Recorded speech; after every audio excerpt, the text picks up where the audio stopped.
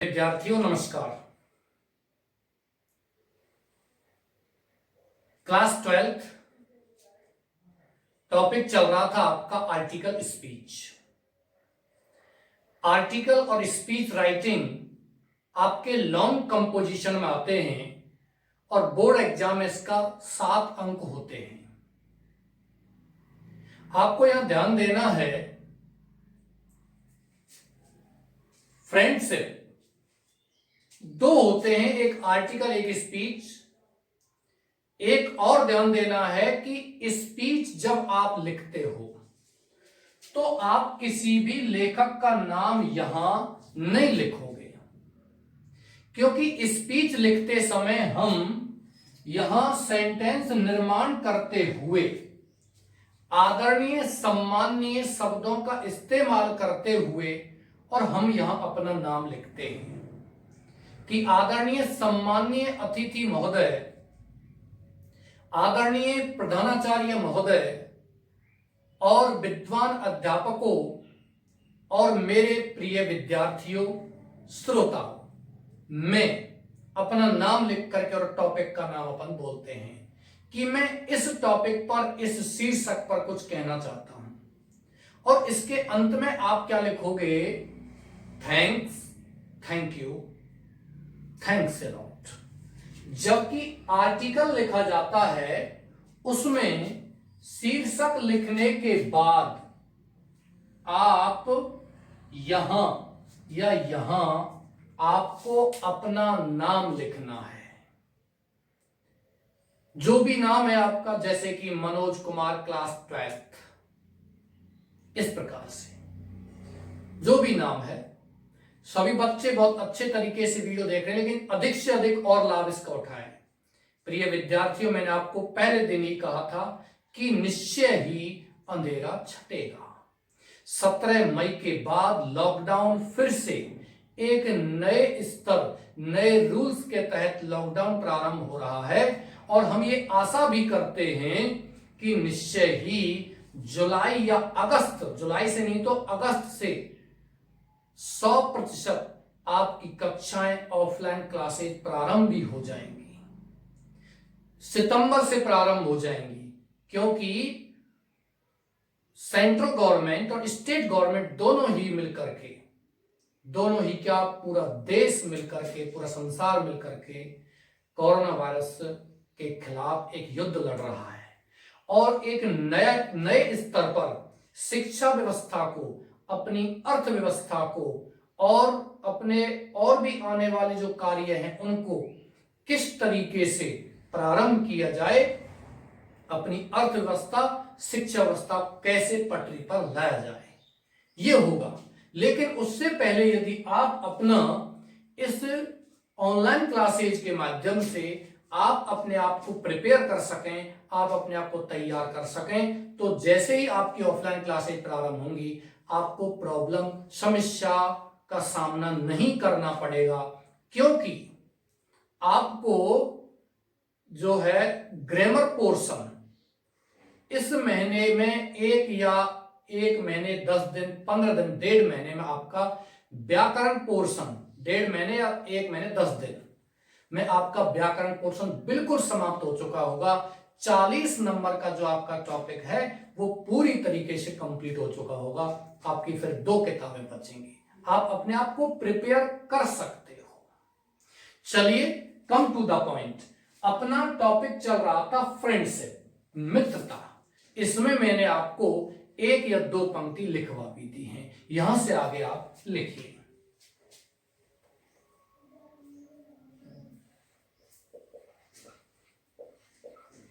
Since ever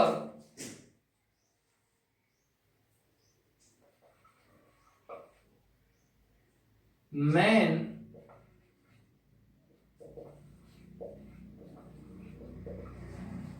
came into being, the elements, para change नहीं करना है, मैंने आपको 1 या 2 पंक्ति उस दिन लिखाई थी। Since ever man came into being, the elements of friendship begin to crop up. आप साथ साथ ही इसको कॉपी करते चलिए, मैं साथ साथ ही इसका हिंदी अर्थ आपको करवाता चलता हूं.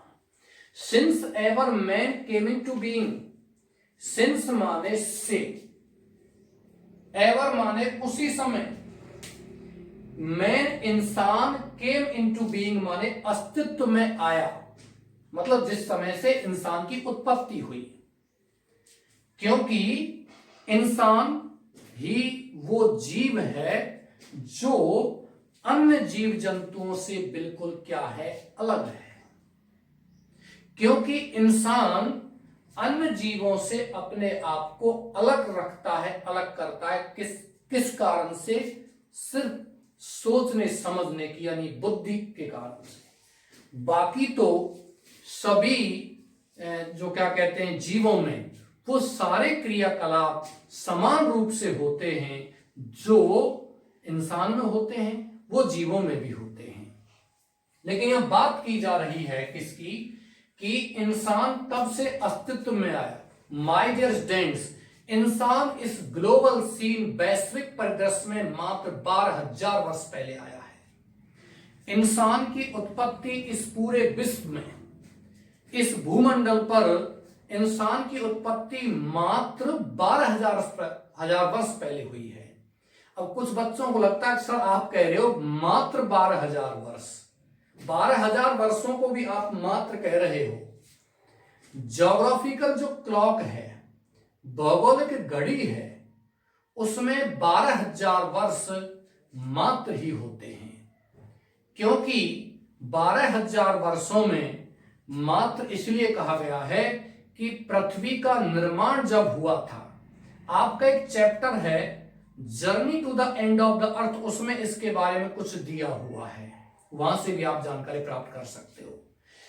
क्योंकि पहले जब पृथ्वी का निर्माण हुआ था उसके बाद बहुत सारे जीव जंतु, बहुत सारे यानी कि क्या कह सकते हैं विशालकाय जीव, जिसमें डायनासोर्स हैं, मैमथ्स हैं, मैमथ्स विशालकाय हाथी, ये अस्तित्व में आए थे.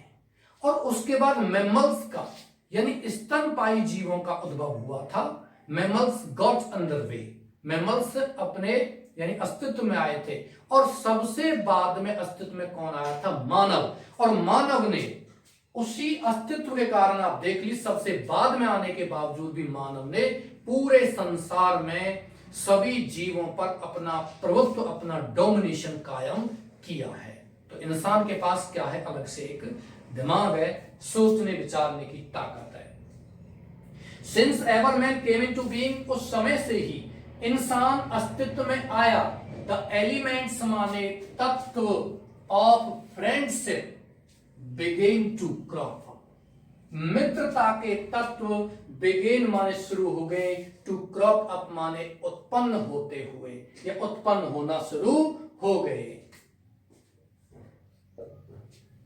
A friend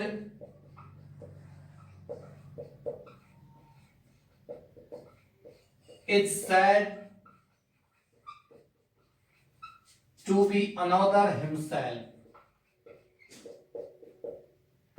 A friend, एक मित्र, is said, कहा जाता है, to be another himself, कि वह स्वयं ही क्या है? दूसरा है. माने मैंने आपको कल लिखा दिया कि ये फ्रेंड का मतलब क्या होता है कि एक आत्मा जो दो शरीरों में निवास करती है. ए soul lives in two bodies, that is friend. एक आत्मा जो दो शरीरों में निवास करती है वो क्या कहलाता है? फ्रेंड कहलाता है. आगे लिखिए, ए true friend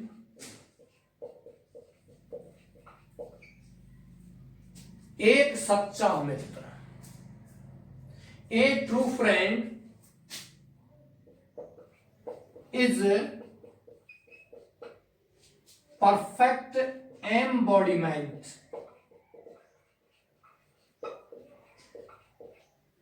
who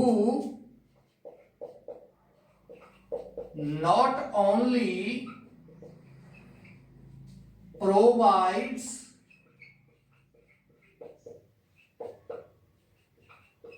timely assistance but also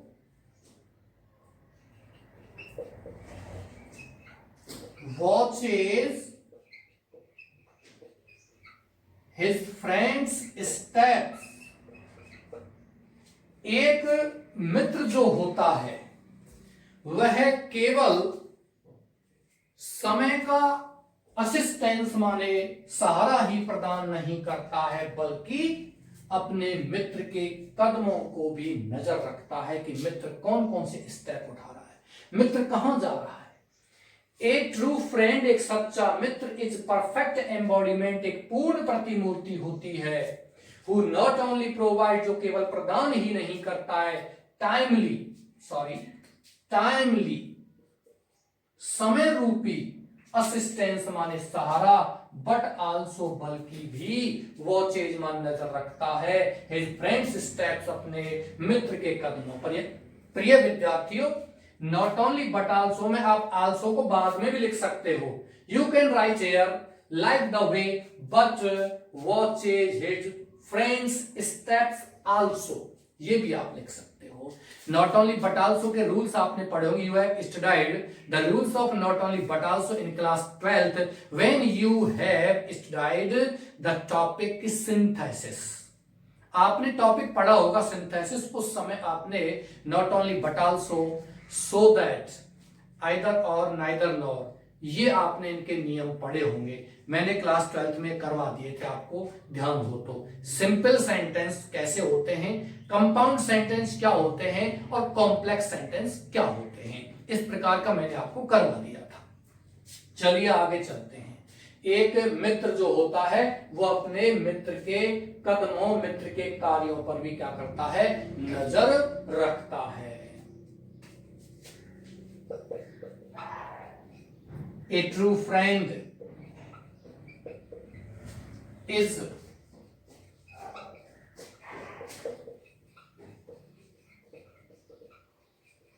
perfect embodiment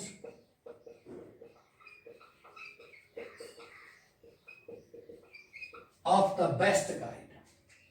A true friend, एक सच्चा मित्र, is परफेक्ट एम्बॉडीमेंट, एक पूर्ण प्रतिमूर्ति होती है, ऑफ द बेस्ट गाइड, मन सबसे अच्छे मार्गदर्शक की।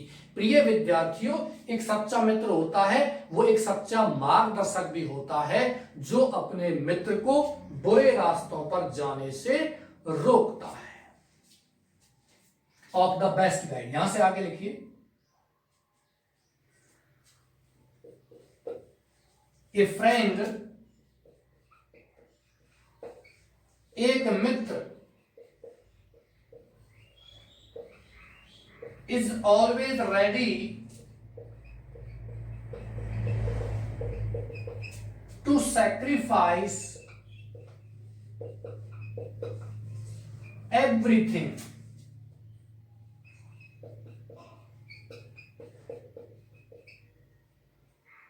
at the altar of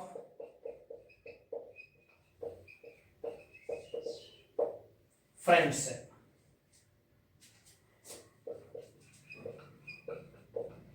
There are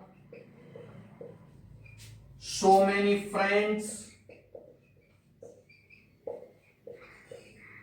who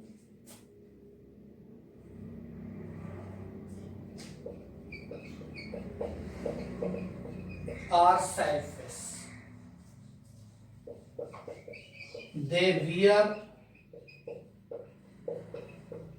false smile and peep into your pocket। पहले आप इसका हिंदी अर्थ सुनिए, ये क्या कहना चाह रहा है। यहां तक तो मैंने आपको बता दिया। ए ट्रू फ्रेंड, एक सच्चा मित्र, इज परफेक्ट एम्बॉडीमेंट, पूर्ण प्रतिमूर्ति होता है, पूर्ण रूप होता है, ऑफ द बेस्ट गाइड, माने सबसे अच्छे मार्गदर्शक का, मतलब मार्गदर्शक भी सबसे अच्छा होता है।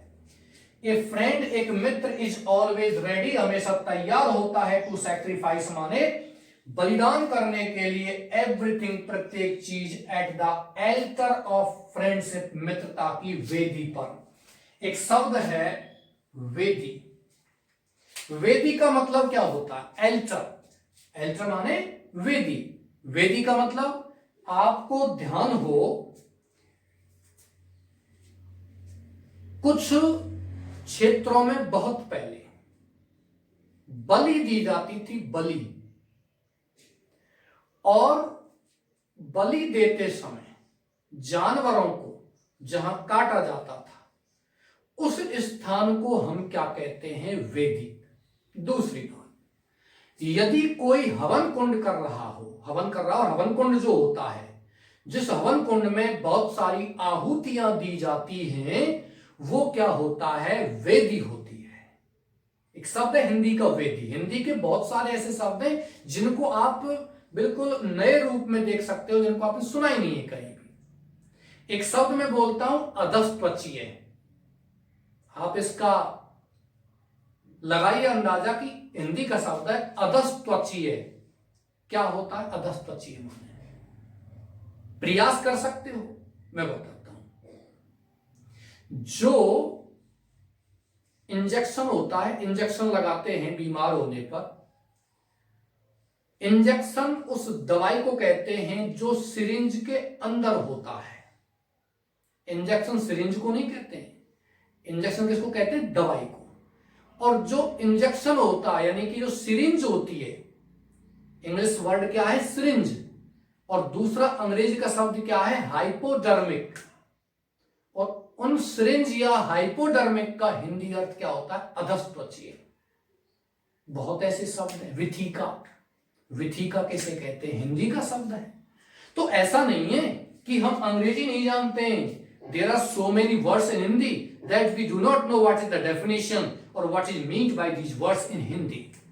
हिंदी में ऐसे बहुत शब्द हैं जिनको हम जानते ही नहीं है कि इनका अर्थ और इनकी परिभाषा क्या होती है। ऐसे ही अल्टरमन क्या होता है? वेदी, मित्रता की वेदी पर। There are so many friends, ऐसे बहुत सारे मित्र हैं, हु आर सेल्फिश, जो कैसे होते हैं? स्वार्थी होते हैं। दे वियर, वे धारण करते हैं, बनाए रखते हैं, फॉल्स स्माइल, झूठी मुस्कुराहट, and peep into your pocket, और तुम्हारी जेब में झांकते। जब तक आपकी जेब है तब तक वो आपके साथ रहते हैं। पीप माने झांकना, देखना, जेब की तलाशी करते रहना। आप इसका कॉपी कीजिए, उतारिए।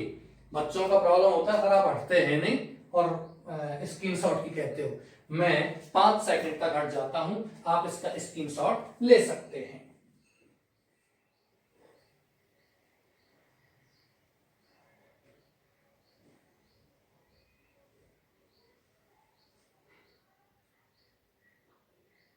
मेरे ख्याल से आपने स्क्रीनशॉट ले लिया होगा। आगे चलते हैं। यहां से आगे आप पैरा चेंज कर सकते हो।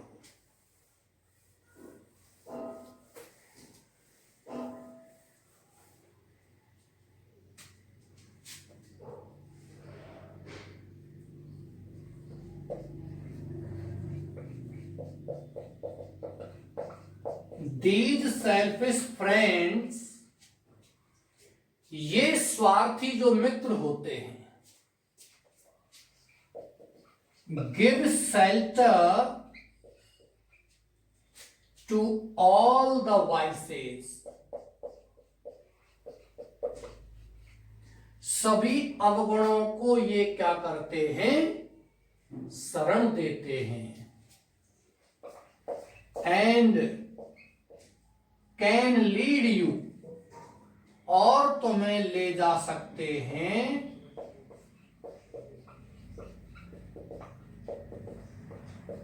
टू द क्रिमिनल वर्ल्ड, किसमें? अपराधियों के संसार में। दीज, ये कौन से? अभी हम बात करके आए हैं। ध्यान रखना है कि जब कभी भी आप पैरा चेंज करते हो, उस समय आपको प्रोनाउन के बजाय नाउन का इस्तेमाल करना होता है। या यहां हमने इन स्वार्थी मित्रों का जिक्र किया है कि हम दे का प्रयोग कर सकते हैं, THEY, लेकिन हमने जब पैराग्राफ चेंज कर दिया है तो हम यहां क्या लिखेंगे, नाउन लिखेंगे। प्रिय विद्यार्थियों, नाउन और प्रोनाउन, प्रोनाउन का मतलब जो नाउन के स्थान पर काम आते हैं। But why do we use the pronouns in place of a noun? हम इन प्रोनाउन का प्रयोग एक नाउन संज्ञा के स्थान पर क्यों करते हैं? ये तो सबको पता है कि प्रोनाउन किसे कहते हैं, संज्ञा के स्थान पर काम आने वाले शब्दों को प्रोनाउन कहते हैं। लेकिन काम क्यों आते हैं, क्यों हम इनका उपयोग लेते हैं संज्ञा के स्थान पर?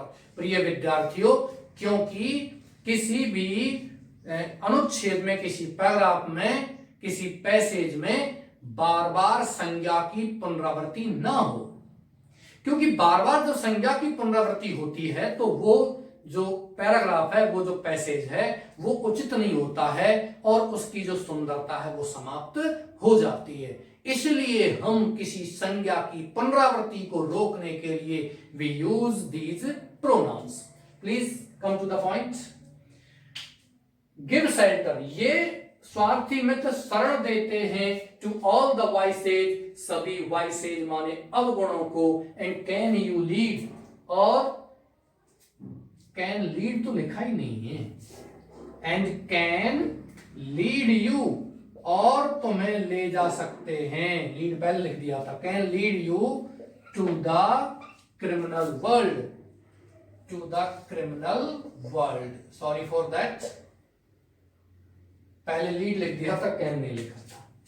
और आपको आपराधिक संसार में ले जाते हैं। ये मित्रता के बारे में हमने गुणों को लिखा है और थोड़ा सा मित्रता के अवगुणों को भी लिख दिया है कि मित्र स्वार्थी भी होते हैं जो पॉकेट में झांकते हैं।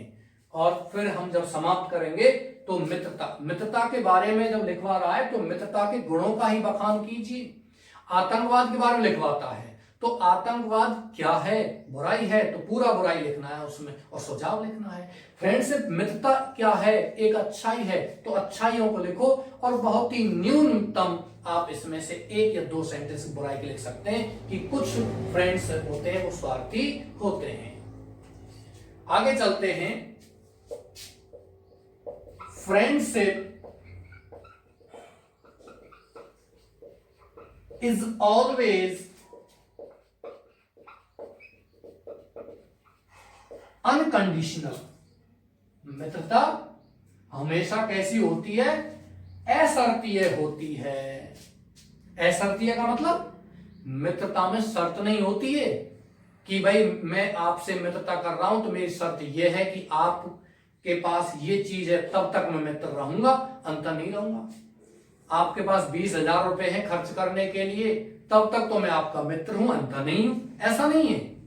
अनकंडीशनल माने बिना शर्त की होती है। फ्रेंडशिप में कोई शर्त नहीं होती है, क्योंकि मित्र जो होते हैं उनमें असमानता कितनी ही हो सकती है, उनके रहन सहन में, उनके क्या कहते हैं लिविंग स्टैंडर्ड में, लेकिन उनका जो हृदय होता है वो दोनों का क्या होता है, समान होता है। हृदय में ऊंचाई और नीचाई नहीं होती है। Is always unconditional, it is a natural flow, यह एक स्वाभाविक बहाव होता है बिटवीन टू हार्ट्स, दो हृदयों के बीच में क्या होता है, ये एक स्वाभाविक फ्लो होता है, बहाव होता है जो दो हृदयों के बीच में होता है। और अंतिम पंक्ति लिखिए, फ्रेंडशिप इज नॉट, अंतिम पंक्ति इसकी है, क्लास की अंतिम पंक्ति नहीं है, फ्रेंडशिप की अंतिम पंक्ति। Friendship is not merely a duty,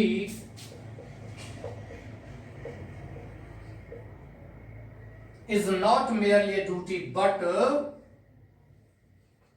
a worship that spreads the perfume of divinity.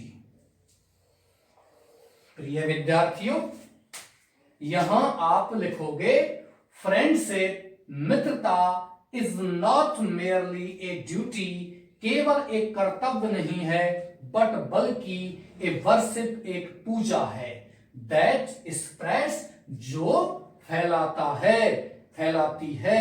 The perfume माने सुगंध या इत्र, ऑफ डिवाइनिटी माने दिव्य आत्मा की, दिव्यता की। आप इसको कॉपी कर सकते हो या इसका स्क्रीनशॉट ले सकते हो। आपको केवल 5 सेकंड दिए जा रहे हैं। इसके बाद नेक्स्ट अगला आपका क्या कहते हैं, स्पीच आर्टिकल जो भी आप बनाओगे वो शुरू हो जाएगा। मैं 5 सेकंड के लिए साइड में हूं, जल्दी कीजिए, स्क्रीनशॉट लीजिए, वीडियो को पॉज करके फिर नेक्स्ट। फ्रेंडशिप के बाद आता है अगला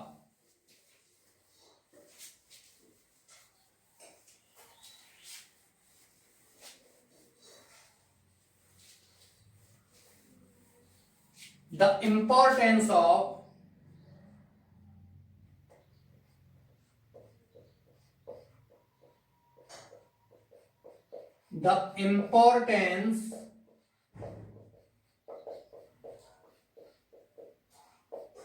of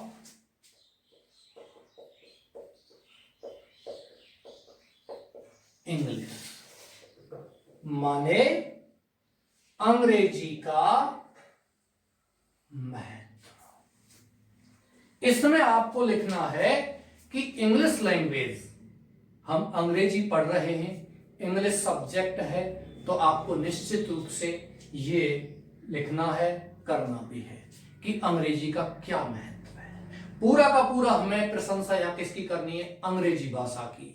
लेकिन थोड़ा सा यहां ये भी लिखना होगा कि हमें हमारी मातृभाषा को भी सम्मान करना चाहिए। We should respect learning English, beside learning English, अंग्रेजी सीखने के अलावा we should respect our mother tongue too, because no one can make a progress without his her mother tongue. बिना अपनी मातृभाषा के कोई व्यक्ति प्रगति नहीं कर सकता है, क्योंकि मातृभाषा में ही वो सबसे पहले चीजों को सीखना प्रारंभ करता है। इसीलिए शिक्षाविदों ने भी ये बात स्पष्ट कर दी है कि सबसे पहले बच्चों को छोटी क्लासेज में, आप 12th में पढ़ रहे, बात अलग है, छोटी क्लासेज में बच्चों को मातृभाषा में ही शिक्षा दी जानी चाहिए। चलिए लेट्स बिगिन, प्रारंभ करते हैं।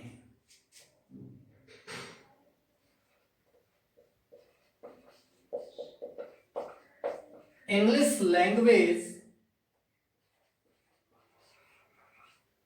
प्रिय विद्यार्थियों, इंग्लिश से पहले दी लगा देंगे तो अर्थ होगा अंग्रेज। इंग्लिश माने अंग्रेजी, लेकिन दी लगा दिया तो क्या हो जाएगा, अंग्रेज यानी कि ब्रिटेन के निवासी, ब्रितानी लोग। English language has always been a moot point in India। अंग्रेजी भाषा हमेशा से ही हैज बीन रही है ए मूट पॉइंट, एक वाद विवाद का विषय इन इंडिया माने भारत में। मूट पॉइंट का मतलब वाद विवाद का विषय, वाद विवाद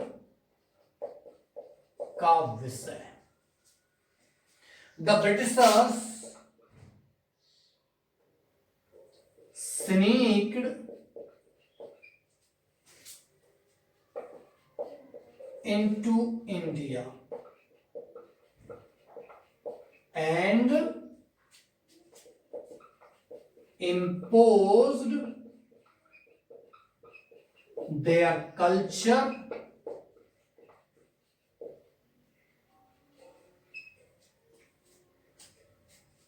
language,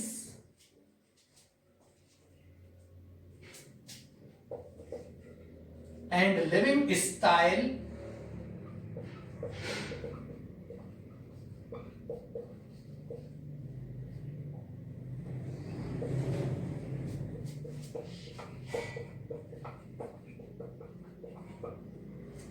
upon Indians.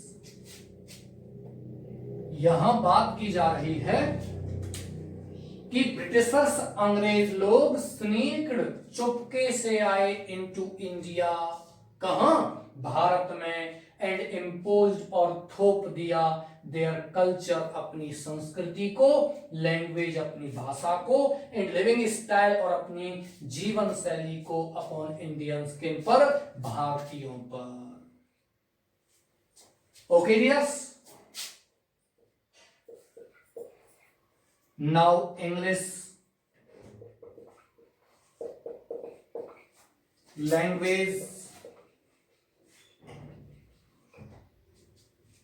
has imbibed into our society। अब अंग्रेजी भाषा हमारे समाज में, हमारे देश में घुल मिल गई है। इम्बाइब्ड का मतलब घुल मिल जाना, स्नीक्ड का मतलब चुपके से प्रवेश करना, इम्पोज माने थोप देना, लागू कर देना। आगे चलते हैं, नेक्स्ट बात करते हैं। English is a dynamic language. अंग्रेजी एक डायनामिक माने प्रगतिशील, तेजी से प्रगति करने वाली विस्फोटक भाषा है। It has become an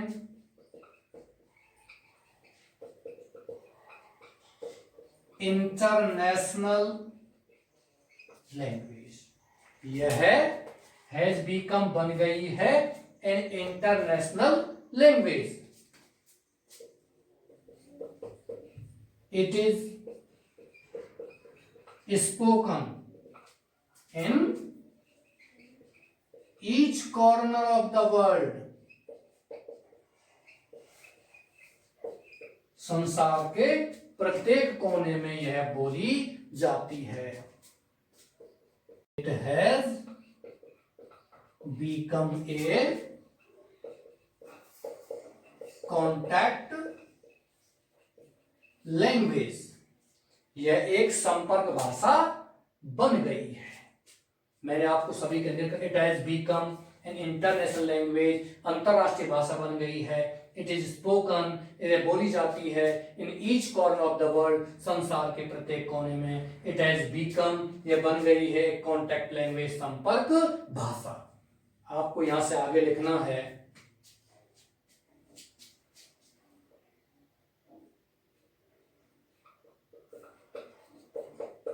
English system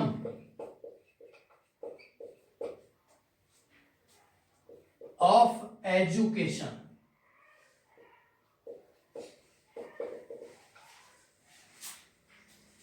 was imposed by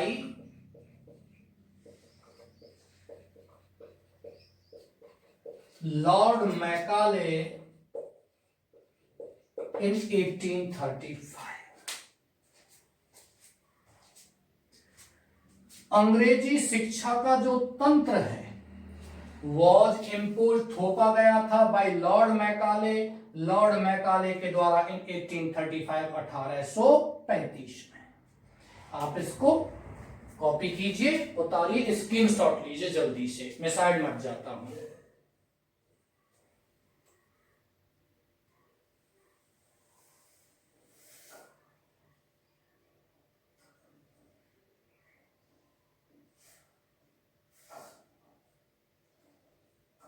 आगे बात करते हैं।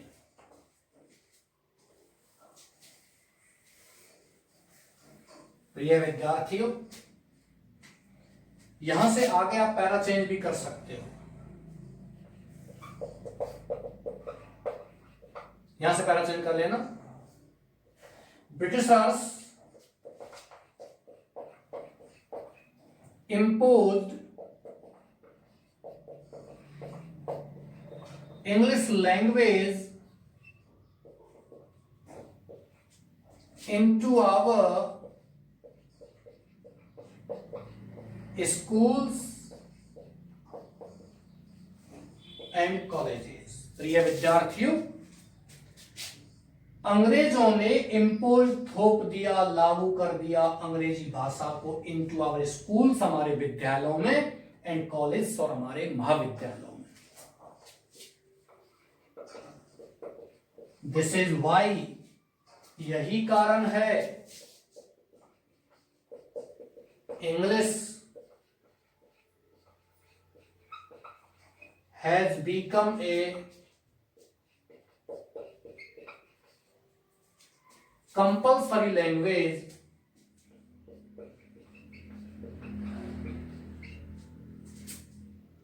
और कंपल्सरी सब्जेक्ट लिखना, compulsory subject in our school and college. यही कारण है कि अंग्रेजी has become a compulsory subject, एक अनिवार्य विषय बन गया है इन आवर स्कूल, हमारे विद्यालयों में और महाविद्यालय। अभी हम पढ़ रहे हैं तो कंपल्सरी पढ़ रहे हैं, अनिवार्य पढ़ना पड़ेगा। इफ यू हैव सेलेक्टेड और chosen any faculty, science, arts, commerce, agriculture science, जो भी आपको, you have to study English compulsory here in our schools and college. English subject has become a compulsory subject in our schools and college। आगे चलते हैं। It has taken firm root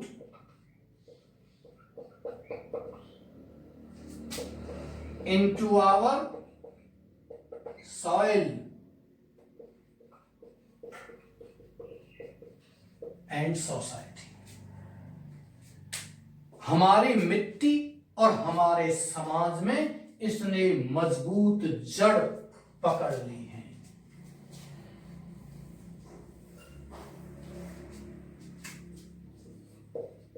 Our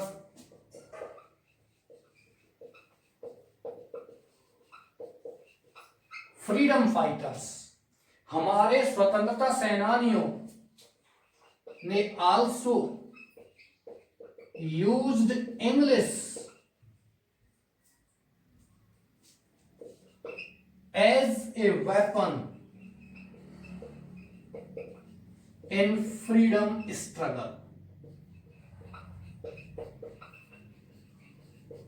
जल्दी तो नहीं लिख रहा हूं मैं, चलो धीमे कर देते हैं। आवर, रूट का मतलब होता है जड़। आवर, हमारे फ्रीडम फाइटर, स्वतंत्रता सेनानियों ने भी यूज्ड, उपयोग लिया, इंग्लिश, अंग्रेजी का, एज ए वेपन, एक हथियार के रूप में, इन फ्रीडम स्ट्रगल माने स्वतंत्रता संघर्ष में, स्वतंत्रता में के आंदोलन में उन्होंने अंग्रेजी को भी एक हथियार के रूप में उपयोग लिया। क्योंकि उन्होंने बहुत सारे जो एजुकेटेड व्यक्ति थे, शिक्षित भारतीय थे, उनको अंग्रेजी में उन्होंने बहुत सारे न्यूज़पेपर, मैगजीन्स, पत्र पत्रिकाओं में अंग्रेजों के विरुद्ध, अंग्रेजों ने जो अत्याचार कर रहे हैं उनके विरुद्ध उन्होंने बहुत सारे वर्सेज लिखे थे, बहुत सारे गद्य और पद्य में रचनाएं की थी, जिससे कि उनको आम भारतीय जो है वो इसमें फ्रीडम स्ट्रगल में भाग ले सके। English as a weapon in freedom struggle, अंग्रेजी का एक हथियार के रूप में, वेपन का मतलब क्या होता है, हथियार के रूप में उन्होंने अंग्रेजी का इस्तेमाल किया था। यहां से आगे, but if we want to make a progress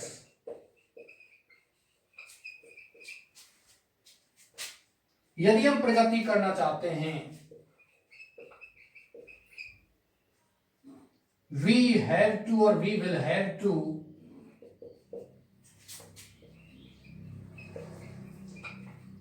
learn English.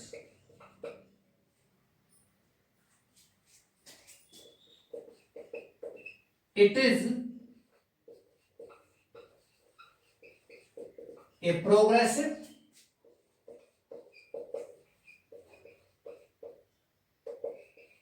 and easiest language in the world। संसार में यह प्रगतिशील भाषा है और यह एक संसार की सबसे अधिक सरल भाषा है, क्योंकि अंग्रेजी भाषा जो है उसमें इस तरह की व्याकरणीय सिस्टम नहीं है। प्रिय विद्यार्थियों, मैंने आपको क्लासेज में, ऑफलाइन क्लास में बताया था, ऑनलाइन भी आप सभी जो भी वीडियो को देख रहे हो सुन लीजिए। अंग्रेजी जो है आज लैंग्वेज मानी जाती है एलिट क्लास की। एलिट क्लास का मतलब उच्च वर्ग के लोग होते हैं, जो अंग्रेजी बोलता है उसको बहुत ही उच्च वर्ग का व्यक्ति मानते हैं, यानी कि जो अंग्रेजी नहीं बोलता है उसको छोटा व्यक्ति मानते हैं। ऐसा दिमाग में विचार अंग्रेजी ने हमारे देश में भी, हमारे देश में अंग्रेजी ने एक डिफरेंस पैदा किया है सोसाइटी में, कि जो अंग्रेजी बोल रहा है वो एलिट क्लास है, नहीं बोल रहा है वो एलिट क्लास नहीं है, उच्च वर्गीय नहीं है। ऐसा डिफरेंस पैदा किया, मुझे लिखना है अभी थोड़ा बाद में, लेकिन आपको अंग्रेजी का इतिहास बता देता हूं। अंग्रेजी जो बोली जाती है, I also speak English fluently, I know very well how to speak English, you have to learn it. आपको भी सीखना है कैसे अंग्रेजी बोलते हैं, लेकिन आपको इतिहास बता देता हूं। अंग्रेजी एक क्षेत्रीय भाषा थी, आदिवासियों के द्वारा बोली जाने वाली भाषा थी। यूरोप में, ब्रिटेन में जंगलों में बोली जाती थी। इसको जब बोलते थे उस समय, तो वहां जो व्यक्ति अंग्रेजी बोलता था उसको एक बहुत ही गरीब व्यक्ति माना जाता था, निम्न वर्ग का व्यक्ति माना जाता था, क्योंकि उस समय जो भाषाएं बोली जाती थी, जो एलिट क्लास हाई प्रोफाइल लोगों द्वारा बोली जाने वाली भाषा थी, वो थी आपकी लैटिन और रोमन भाषा और फ्रेंच, फ्रांसीसी भाषा, ये भाषाएं बोली जाती थी। लेकिन धीरे धीरे क्या हुआ, अंग्रेजी को बोलने वाले लोग बढ़ते गए, क्योंकि ये जो भाषा है ये सरल भाषा है। लैटिन और रोमन भाषा, फ्रेंच भाषा सीखने में टफ पड़ती है, बहुत ज्यादा टफ है। इंग्लिश बहुत सरल है, हिंदी और चाइनीज और भी टफ है, उर्दू टफ है, लेकिन इंग्लिश सबसे ज्यादा सरल भाषा है सीखने में। तो इसको लोग सीखते गए और इसका जो कहते हैं क्रेज बढ़ता ही गया, और ज्यादा से ज्यादा जो नए लोग थे वो फ्रेंच, रोमन और लैटिन भाषा सीखने के बजाय अंग्रेजी सीखते गए। और कुछ लोग आए जिन्होंने अंग्रेजी में कुछ गद्य और पद्य की रचनाएं की, जिनमें जॉफ्रे चौसर का नाम आता है, जिन्होंने 20,000 से ऊपर, लगभग 24,000 पंक्तियों की कविता लिखी थी। और इसीलिए हम जॉफ्रे चौसर को आज मानते हैं, ही वॉज द और he is the grandfather of English poetry. अंग्रेजी कविता का पितामह कहलाता है जॉफ्रे चौसर। चलो बात करते हैं आगे। यहां easiest language, but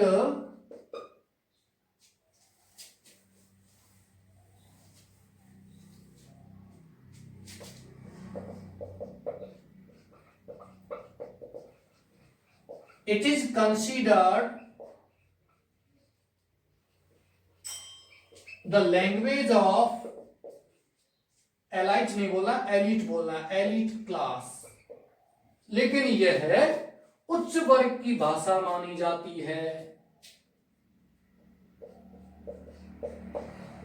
It has made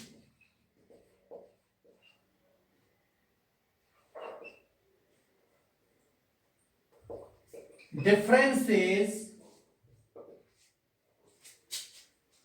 in our society। इसने हमारे समाज में भिन्नता पैदा की है।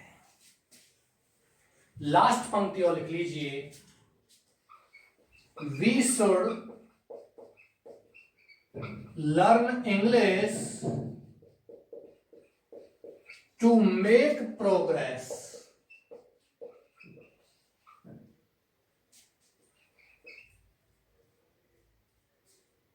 But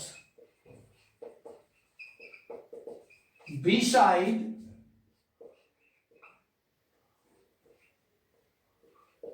learning English,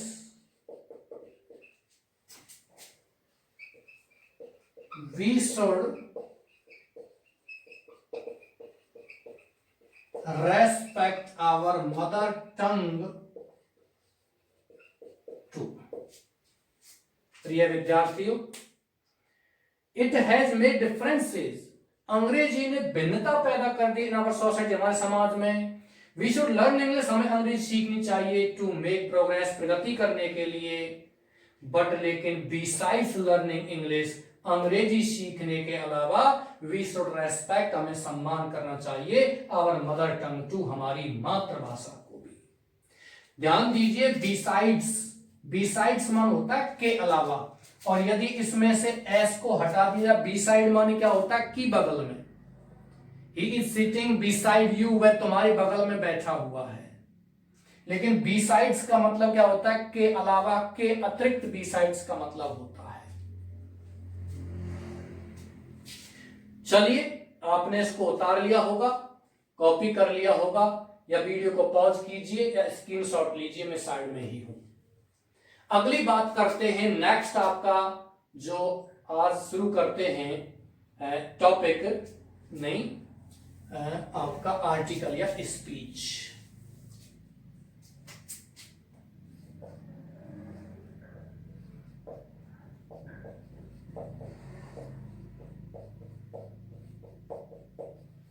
digital India.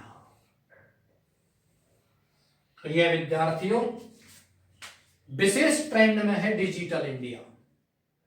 Digital India क्या है, हालांकि इसको कल लिखाऊंगा, थोड़ा शुरू कर देते हैं। क्या है डिजिटल इंडिया?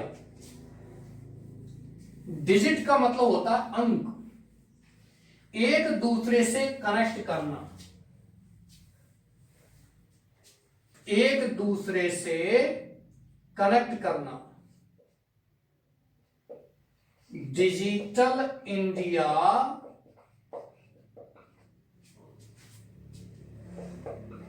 is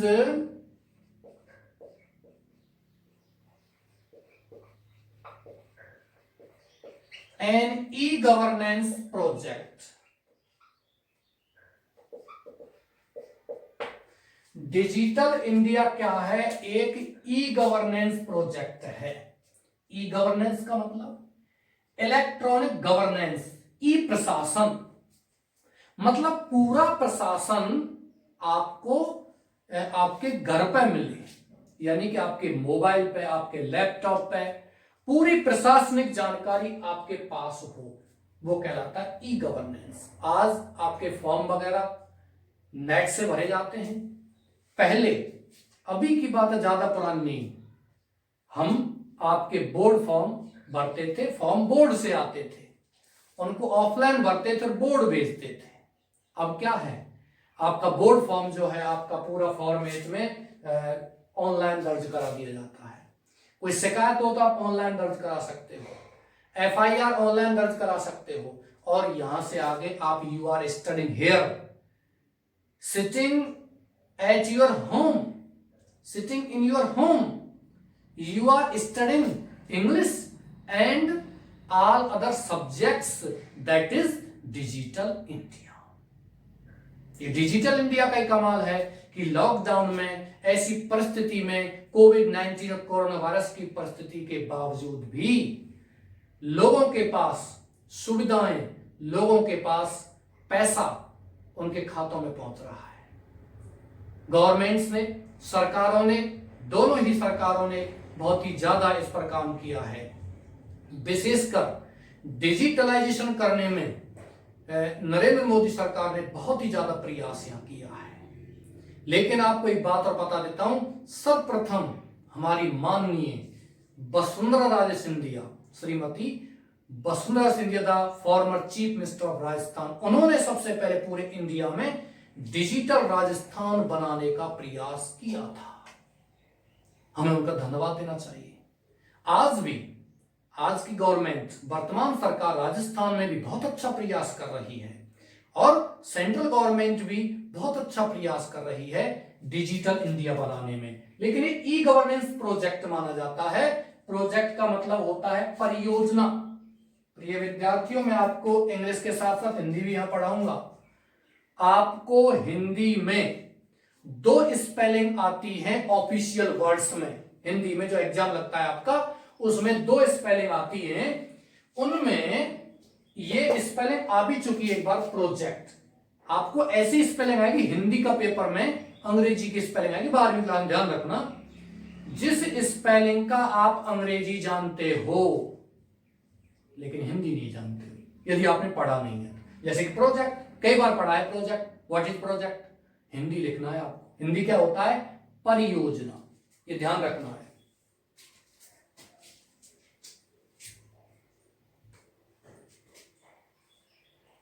तो ये आपका डिजिटल इंडिया के बारे में, द एम ऑफ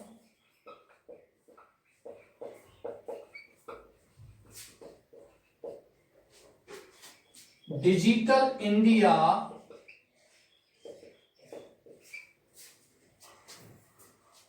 या एम ऑफ द प्रोजेक्ट, या पूरा डिजिटल इंडिया लिखते हो तो लिख सकते हो प्रोजेक्ट केवल। कौन सा project? Digital India. The aim of digital India, the aim of project is to ensure that all, सभी government services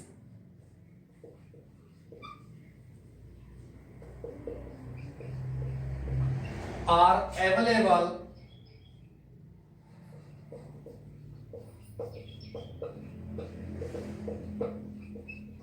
to citizens electronically। मतलब ये digital India is an e governance project, एक ई प्रशासन की परियोजना है। The aim of this project, इस परियोजना का लक्ष्य क्या है? इज टू एंश्योर, सुनिश्चित करना, दैट की ऑल गवर्नमेंट सर्विसेज, सभी सरकारी सेवाएं, अब तो दोनों ही चल रही हैं, सरकारी और सेमी गवर्नमेंट, अर्ध सरकारी, दोनों सेवा चल रही हैं अब तो। लेकिन शुरुआत जब की गई थी इसकी क्या थी कि सभी सरकारी सेवाएं आर अवेलेबल, उपलब्ध हों टू सिटीजन्स, मान नागरिकों को, इलेक्ट्रॉनिकली माने विद्युत तरीके से, विद्युत रूप में, इलेक्ट्रिक रूप में, जैसा कि अब हम प्रदान करते हैं, आप यहां से प्राप्त कर रहे हो। सो विद्यार्थियों, my dear students, you have to study और you have to learn, you have to write this title tomorrow. कल हम इसके बारे में बात करते हैं। मैं आशा करता हूं कि आप सभी अधिक से अधिक वीडियो को देखो, ज्यादा से ज्यादा इनको आप इनका लाभ उठाइए। मैं कह रहा हूं कि आपको आने वाले समय में आप अपने आप को प्रिपेयर कर सकें, इसके लिए अधिक से अधिक आप इसको देखो। सभी, चाहे आप किसी भी विद्यालय से जुड़े हुए हैं, हालांकि हमने ये सिस्टम सेट किया था, शुरू किया था हमारे विद्यार्थियों, हमारे स्कूल के बच्चों को, लेकिन ये डिजिटलाइजेशन का मतलब यही है और शिक्षा का मतलब भी यही है कि चाहे विद्यार्थी किसी भी विद्यालय का हो, और वो सभी, हमारे लिए सभी बच्चे समान हैं। हमारे विद्यालय बच्चे पढ़ रहे हैं, बहुत अच्छी बात है, लेकिन अन्य विद्यालय के बच्चे भी इसका लाभ उठा सकते हैं।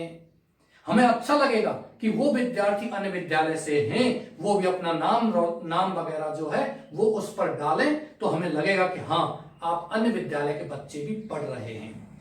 कोई दिक्कत नहीं है, आप बाद में कहां पढ़ते हो, नो प्रॉब्लम, लेकिन फिलहाल आप जो गैलेक्सी स्कूल है, GIS है, उसकी इनकी सेवाओं का लाभ उठाएं। जो प्रोजेक्ट यहां चलाया है सर ने, उसका आप लाभ उठाएं।